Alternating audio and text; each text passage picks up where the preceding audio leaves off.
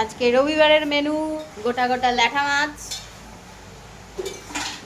আর টুপাদি বলে, ও তোরা ল্যাঠা মাছ খাচ্ছিস? এই যে চিংড়ি মাছ দিয়ে পালং শাক, শীষ পালং। আর এদিকে দেশি চিকেন, এক কড়া দেশি চিকেন। লোক কিন্তু বেশি নেই।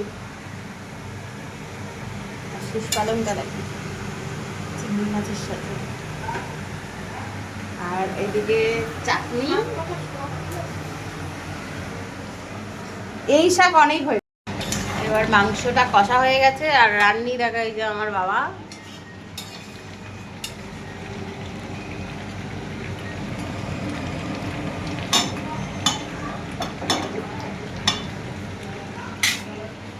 আর দিকে জল গরম হচ্ছে। আর ল্যাঠা মাছগুলো কাটা হয়ে গেছে।